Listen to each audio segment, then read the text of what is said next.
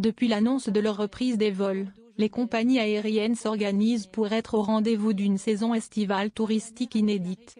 Voici le point sur la reprise et leur programme de vol. Air Algérie. Air Algérie, qui n'annonce toujours aucune date de reprise, a déclaré que toutes les destinations sont maintenues et leurs dates de reprise dépendent de la décision des pouvoirs publics pour la levée des restrictions, des décisions des pays de destination concernant les modalités d'entrée sur leur territoire, précise la compagnie. Tunisair. Suite à la réouverture des frontières tunisiennes le 27 juin, la compagnie aérienne Tunisair a annoncé sa reprise des vols mais ne bénéficiera d'aucune aide financière selon le ministre tunisien du Tourisme.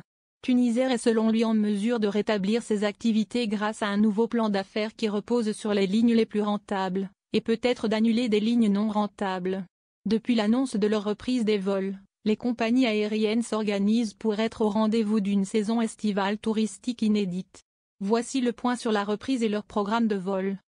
Air Algérie.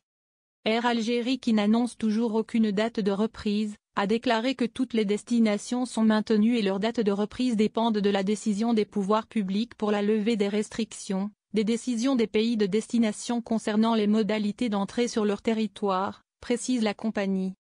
Tunisair. Suite à la réouverture des frontières tunisiennes le 27 juin, la compagnie aérienne Tunisair a annoncé sa reprise des vols mais ne bénéficiera d'aucune aide financière selon le ministre tunisien du Tourisme. Tunisair est selon lui en mesure de rétablir ses activités grâce à un nouveau plan d'affaires qui repose sur les lignes les plus rentables, et peut-être d'annuler des lignes non rentables. Royal Air Maroc. La compagnie aérienne a programmé la reprise de ses vols internationaux à partir du samedi 11 juillet prochain, a rapporté ce mardi le site spécialisé Route Online.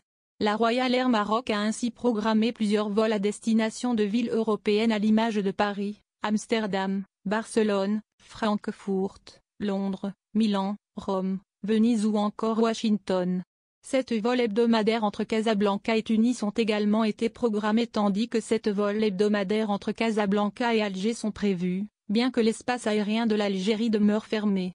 Le Maroc n'a pas encore annoncé de date pour la réouverture de ses frontières mais les médias locaux évoquent la mi-juillet. Air France. La compagnie nationale française va passer à 150 cet été. Depuis la réouverture de l'aéroport d'Orly, le 26 juin, son programme présentera environ 20% des capacités habituellement déployées sur la période, puis 35% en juillet et 40% en août. Depuis le lundi 11 mai, Air France assure des liaisons vers Bordeaux, Brest, Marseille, Montpellier, Nice et Toulouse ainsi que vers les Outre-mer, Cayenne, Fort-de-France, Pointe-à-Pitre et Saint-Denis de la Réunion. Plusieurs destinations sont également desservies en Europe, Amsterdam, Athènes, Barcelone, Berlin, Copenhague, Dublin, Édimbourg, Francfort, Genève, Lisbonne, Londres, Madrid, Manchester, Air, Munich, Stockholm, Zurich.